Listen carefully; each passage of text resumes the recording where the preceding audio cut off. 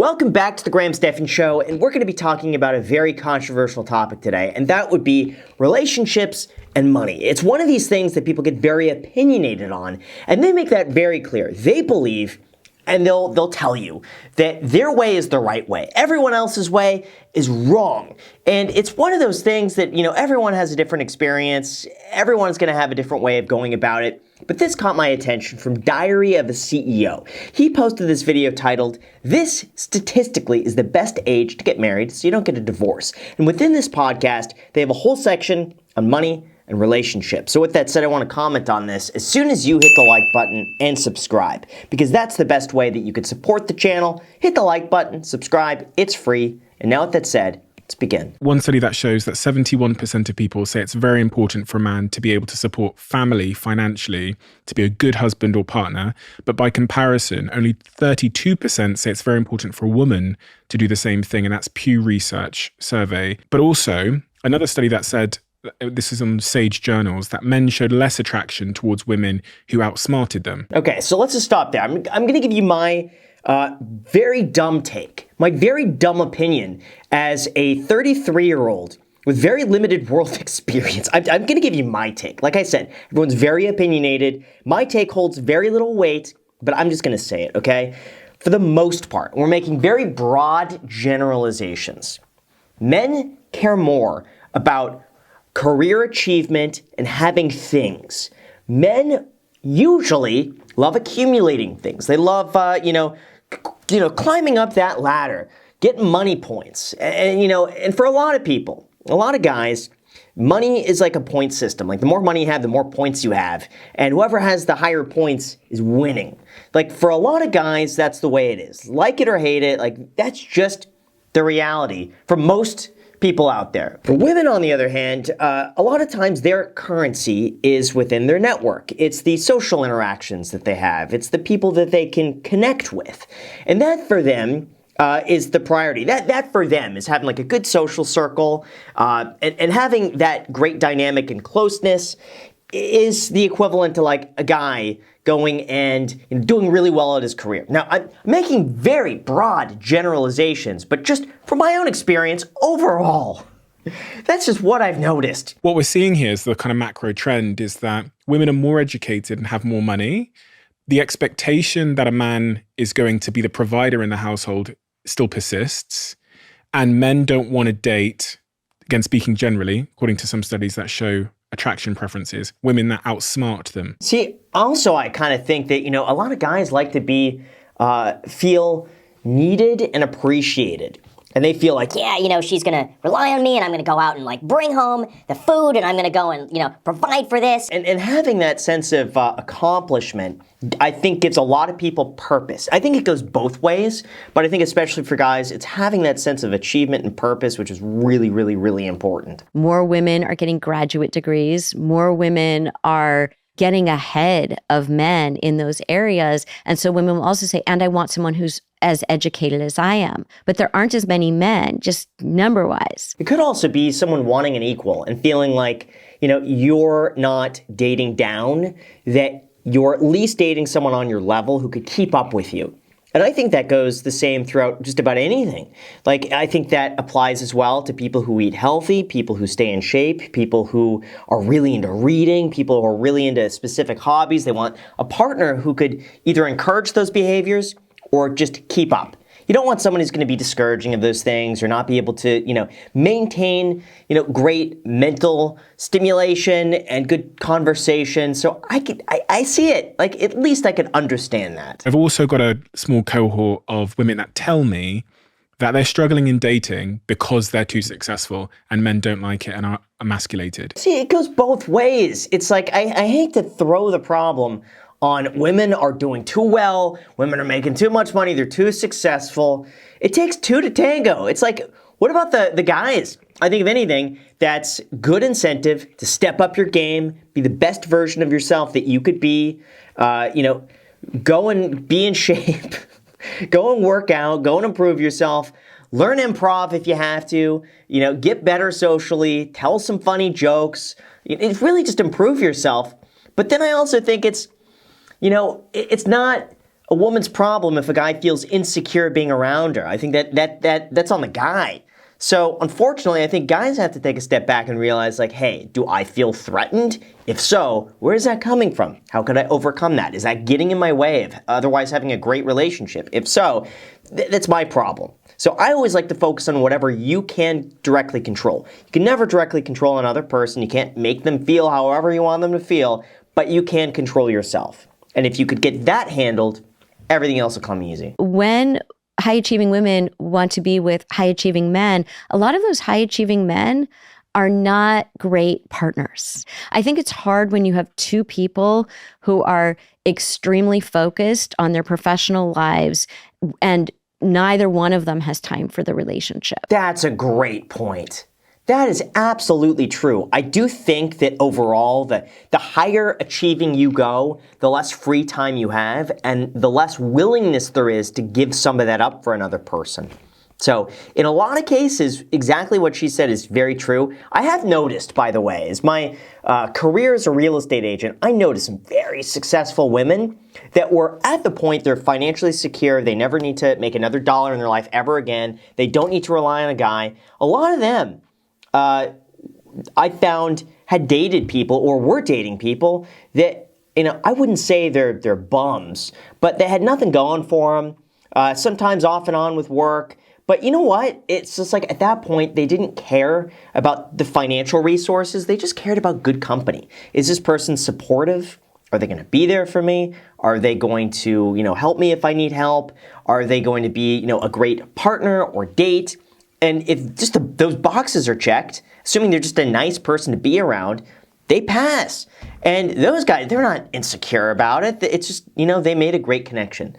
So I think everything that she said right there is very true. A woman will say, oh, I'm not going to even go on a date with this guy because he's not successful enough. And a man, on the other hand, might say, I'm not going to even go on a date with her because she's so focused on her career or, or I'm not good enough for her. So they don't even get a chance to even see if they might be a good match. You know what's one of the red flags that I would see in a situation like this is when your partner doesn't sign up at acorns.com/Graham, because for the month of April, they're doing something that's crazy. They're giving you $20 as a bonus when you sign up, which is absurdly high. Like usually when you sign up for, apps like this, the bonus is usually like $5. Some stock trading apps might have like 10 to 12. This is $20 with the link down below in the description. It's an affiliate link. That means I will get a commission if you sign up. But basically, I spoke with Acorns directly and I just said, hey, how about my commission is lowered so that you could get more money?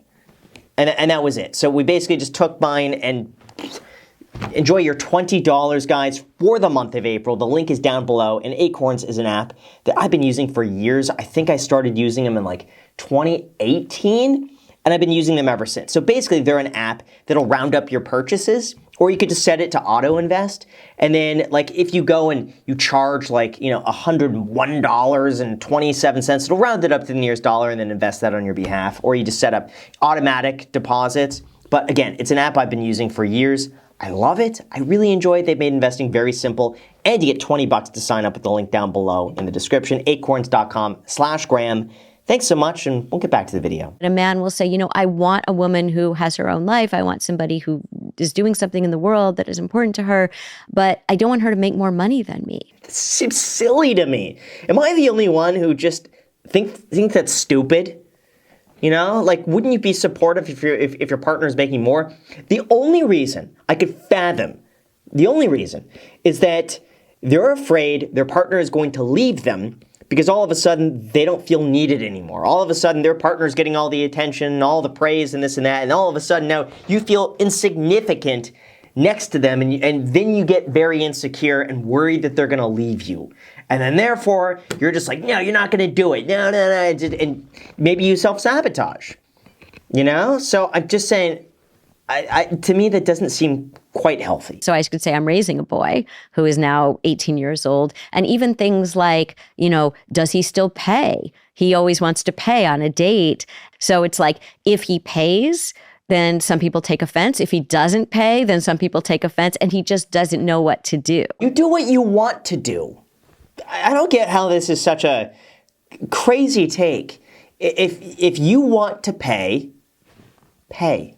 If you don't want to pay, don't pay.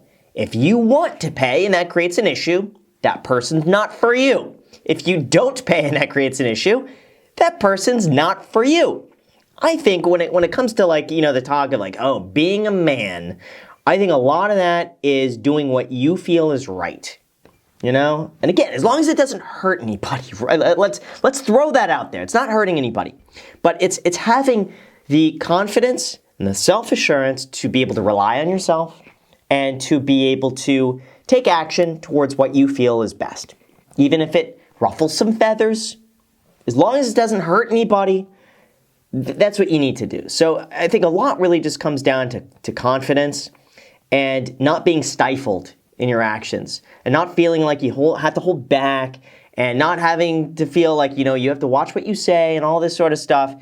If you can get over that, just be yourself and just own it. That's what I think is really important. Not so much the who pays, who doesn't pay. Personally, I tend to think that, listen, if you never want to date the person again, split it. Or if you really see a lot of potential, just pay for the first date. I think that's totally fine. Or third option, okay, you get the meal, she gets the desserts. There you go. Because the meal might be like $50, dessert, 10. That way, you know what, both people get to throw something in there. She could say I'm doing something. The guy says, well, I got dinner. I think that's totally fine. I think a lot of people would say, oh, well, it means like, that you expect something back from me. You expect, that we're going to have sex, or you expect, whatever these old ideas are. Gosh, that's the worst take possible. No, if you pay, listen, okay. Can't believe we even have to have these discussions. If you go and invite someone on a date and they say yes, and you decide to pay, that's it. That event is done. So we just log that off, delete that. There's no expectation for anything after that. It's not like, oh, I paid and you owe me. No, it's just like, you got together for the date. The date was your idea. She obliged.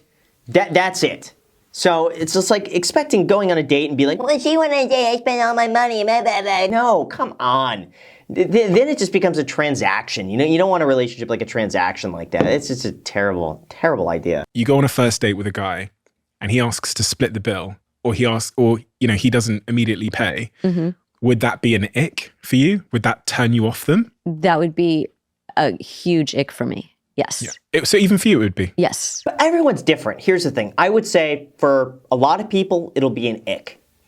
For other people, they would have no issue with it at all. And that's just a part of dating. For some people, the icks are other people's green flags. And vice versa. Some people's green flags are other people's icks. And dating is all about just finding someone who you mesh well with, who you want to spend time with. And that's a great way to even it out. Now, I do tend to agree. I think, on a first date, I think the guy should treat, but I don't think it always has to be that way. And if you're not that person, that's totally fine. And there's going to be someone out there who doesn't mind. Or someone out there who you could split an appetizer with. It's a good one. The reality is, it's kind of like, I remember that old Chris Rock joke, in the first 3 months of a relationship, you're not you, you're the ambassador of you. So, you want to impress somebody, you're trying to show interest in somebody. I think you could do that showing your personality, because then it just doesn't feel like you're, trying to throw money at the problem and try to wow people. If anything, I think it could work against you, because it seems like you're trying too hard. You're investing too much. You're showing a little too much too soon, trying to wow the other person instead of enjoying the moment and showcasing who you are as a person. I don't think you have to spend a lot of money to be able to do that. There are plenty of places you can go to happy hour. Just meet slightly earlier, get the happy hour pricing. It's going to be like half off. And then find cool places to walk around your location. Just simple things that are free. Window shopping is free. There's so many free things out there that if you're just a good time, people want to be around you without having to spend a whole bunch of money. Like, think about like your best friend. You guys could just go and hang out, spend no money, and still have a great time. Like, that's how it should be. The friends who you need to go and wine and dine and do all these things with to have a good time, maybe that's just because they're not that interesting. She went out with this guy, and they went to a cafe, and they got coffees. And he asked her to split it, coffee. And she said, and she was having so much fun on the date until the bill came. And she was shocked. First, she thought, he must really, really have had a horrible time with me to want to not pay for my $5 coffee. And then he asked her out again. And she said to me, I don't understand this at all. So he was interested in me and he didn't pay for my coffee. And she did not go out with him again. Rookie mistake. Come on, if it's $5, dude, I could see if the bill were $500. And maybe they got carried away. Maybe he goes and he orders the appetizer, the $20 entree. And she goes and she gets the steak and the lobster and the champagne and all the appetizers to go. And the bill's $500. Maybe at that point, you split it. But for a $5 coffee, that just seems incredibly short-sighted, especially if you actually have the intention of seeing them again. That one, I just don't think was worth it. That was a bad choice. Do you agree with that decision that she made? 100%. And I mean, I didn't say that as her therapist. It's really about understanding it for her. What if it's a test? What if the guy's like, hey, I got $100 million in the bank. I'm gonna do everything I can. I'm gonna spoil her. She could live in lavish riches all the time and fly first class, but she's got to be cool on that first date to go and split a $5 coffee. If she's that type of girl, she's my type of girl. What if it was a test? You know, I've heard these stories on like Reddit and stuff like this. I have no idea if they're true, where guys, like really, really, really wealthy people, would rent a place that looks more like normal. They drive a normal car, have like a little tiny apartment somewhere, and they start dating. And they take that date to like the small apartment. They drive them around in the cheap car. And then if they pass the test for a few months, then they're like, hey, actually, not my apartment. Well, it is kind of, but I got this $30 million mansion. And yeah, this car, usually I'm driven around in a Rolls Royce or I take my Pagani out. And it's like, but they passed the test. So maybe that was this and she missed out. I don't know. The person came around and a couple times and said, are you ready? And the guy said, oh no, we're not ready yet. And then at a certain point he said to her, oh, do you want to put your credit card down, right? To her. And so she just said, I could never go out with somebody like that, even though they had a really good time before that. You know what? Here's my thought on this, okay? If you're going on a date with a guy, okay, take your card out and offer to split or offer to pay. That's it. I would say probably 9 times out of 10, the guy will say, no, don't worry about it, but he'll appreciate the offer. It's an offer, but you got to be prepared to also accept it. That if he's like, all right, yeah, just do that. You got to be prepared to go for it. This isn't like, a chess move where you're trying to like, gotcha. You got to be prepared to actually go and do it. But just taking the card out, just offering, I think would go a long way. Maybe in this case, just her offering to get it might have, disarmed him a little bit. I'm not saying to play tricks or anything like that, but you know what? I'd say for a lot of guys, it's just a nice gesture. It's the thought that counts. Most people will never expect it. It's just like, okay, you offered, cool. That's it. And then maybe you just got to do that once or twice. Like you pretend to put your card down and the guy will be like, nah, don't worry about it. She'll be like, no, really. And the guy's like, no, don't worry about it. And then you're good. One down and then it's like, oh no, then you're good. That's it. That is my advice. So with that said, you guys, thank you so much for watching. Let me know what you guys think down below in the comments section. I'll do my best to read as many as I can. And don't forget, by the way, that you could get a bonus when you sign up at acorns.com/Graham. The link is down below. Enjoy. Thank you so much. And until next time.